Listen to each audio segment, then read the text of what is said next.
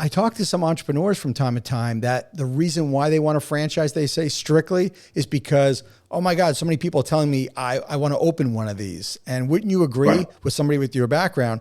Wouldn't you agree that that is not a reason to franchise just because people are saying, I want to open one of these? Yeah, you do. You don't. You're absolutely right. You don't want to go out and just franchise because you think that's what people want, right? You got to be very careful in making sure that you have really strong policies and procedures and a culture established before you get into franchising because it's the old saying, the tail will wag the dog. Yeah. These franchisees will run all over you, and next thing you know, they'll rip your brand apart, and they won't follow the policies and procedures. And it really, we've seen it. I mean, I've been asked to consult multiple times with people trying to take a brand and franchise, and I look at it and I go, "You're not ready." And if you just think that you can go out and go on the internet and this new AI and Right. draw up a franchise agreement, that is the worst thing you can do because it will get out from underneath you and run away from you. And so franchising is you got to be prepared for it, and you better have great policies and procedures in place and systems in place before you ever think about it. Mm-hmm. You guys have 6 company-owned locations. We got 10 franchises in the works. Sounds like Akron, Ohio is going to be the first franchise. March 1st. Awesome. Yes. Awesome. Yeah, we're super excited about it. That's great. What do you think? I would love to get more insight on this. What do you think it takes, George, to build a solid foundation for your franchise, especially with those, first several units? Because the culture is so critical for that first dozen franchisees. Well, it's really anytime someone requests about franchising with us, I always tell them, look, go out, look at our competitors. If you go and check, I want you to check out every one of our competitors before you even tell me, hey, I really want to franchise this. And if you still love us 100%, then come back and we'll talk about franchising first. Number 2 is, why do you franchise, right? We already made all the capital investments, all the mistakes, all the what to do and what not to do in building these out and going locations, trying to understand where we're successful, where we're not successful, what equipment works, and so we've spent millions of dollars in building, 6 locations to really figure out, hey, what works. And we'll constantly be tweaking it, and we'll learn. And this is the other good thing about franchising. We'll learn from our franchisees that have operational experience from a different concept or a different chain. Sure. That can come in and say, well, have you ever thought about this? And so that's very valuable to us. But really going back to it is when I say to the first few franchisees coming into it is like, hey, you should look at a franchise and you look at the royalty fees. And if you're not getting at least 3 times the return on the investment of the royalty fees you're paying, then don't do that franchise, right? Sure. But I will tell you from our experience, when they say, well, why don't I just go and create my own biscuit concept? Well, go right ahead. But we've already spent, 2 years in the making, millions of dollars of figuring out what works and what doesn't work, testing different equipment, figuring out how to design a kitchen, where do we save cost, kind of everything. And so that's when a new franchisee or somebody that's coming in is interested in it. And that's the first thing I say to them is, right. This is why you franchise. Look at what we've already spent the time and money and headache to do. What are the aspirations for 2024 in terms of number of new locations signed for, you're thinking? We're trying to be very methodical about that. When we flipped the switch in 1st of February of franchising of this year, I had 136 applications, like overnight. It was crazy. I mean, it just went straight up. It reminded me of the show, not the bear, but where the tickets just started printing out, and I was just like, oh my God, what do I do?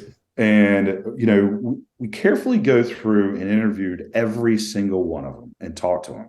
And out of those 136, we chose 7 franchisees, 7 great partners. And from that, coming into 2024, we're really focused on opening those locations for those franchisees. And then we'll add, 3 more, probably, 3 to 4 more franchisees in 2024, and just really make sure that we're building them correctly and finding the correct markets, really finding those concentric circles to where we go and develop more for the branding side of it and the distribution side of it. Sure. That's got to come into play.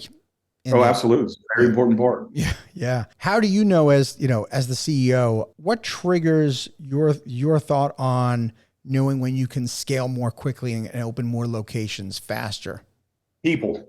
It's really having great people that can deliver the culture and the brand. And that's really what it is. Money's not the issue, right? Real estate's hard right now. Finding great locations is pretty difficult. I'm going through that now. I've spent a lot of time, on the road with franchisees looking for locations. And I just tell them straight out, let's be patient.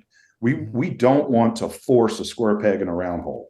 Let's go out and find your first location. Let's make sure it's a home run. I was just in Indiana, the guys that are franchisees, and they have 3 great locations. And, 2 of them will be great in 2025. And I'd go, look, let's make sure your first one comes out of the gate strong. You can build your team, build your staff to be able to handle the other 2. So development and growth is much easier. And that's what's important to us. And so for us to grow correctly and grow well, one, it's going to take the people. That's what we're hiring to the bench every day. And with our concept, it's very easy. We're getting great talent that is coming out because, our managers, they manage one shift. They work from 7 to 3. On the weekends, it's 8 to 3. They're at home with their families by 3:30. They have lives. At our company Christmas party, I had more wives and spouses, I should say, because majority of our GMs are female, which is awesome. And, their spouses would come up to me and say, it's awesome. My wife or husband loves to be in the restaurant business, but now they get to spend so much time with their kids and they're home, and we get to know them, and they're so passionate about the brand. And, people ask us, like, why don't you open up later? And I'm like, well, I don't want to.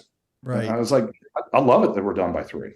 So it's been a lot of fun, because if you don't have your family support, it's hard to run a great business and do the culture we have. I always say, look, we're in the entertainment business, not the restaurant business. And I want to put that entertainment for our staff and for our customers. So let's get into that. How do you implement the entertainment side of the business? Having fun.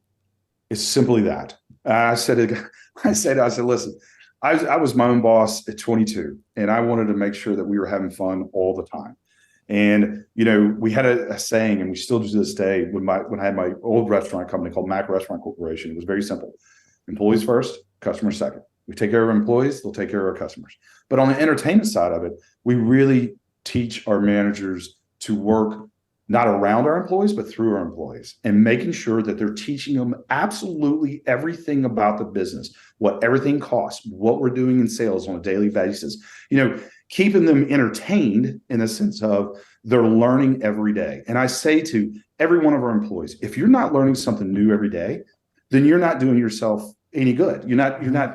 You should always be growing and learning and asking questions and learning the business. And then we say to our managers is, hey, you give me 2 great years, you learn this business, you show that you can empower people and work through people, not around them, and you can deliver that culture, we'll back you on being a franchisee. Just same opportunity that happened for me. I want to give that to my employees.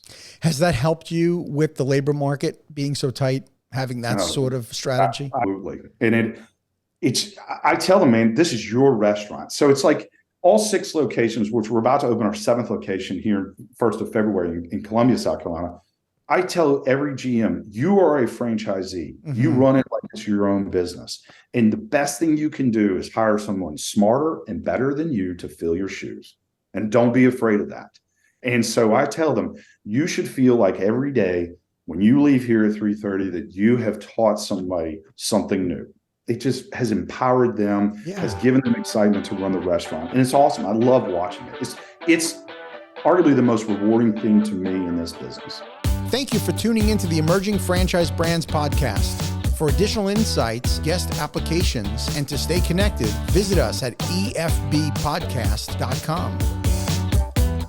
The Emerging Franchise Brands podcast is for entertainment purposes only, and the views expressed do not necessarily represent those of Emerging Franchise Brands, its host Frank Fumey, or Emerging Franchise Group LLC. Any discussed franchise or investment opportunity requires thorough investigation, obtaining proper disclosure documents, and expert consultation before making any investment decisions. The podcast and its host do not offer professional advice or endorsements, and they hold no responsibility for actions, representations, accuracy, or consequential damages related to the podcast content.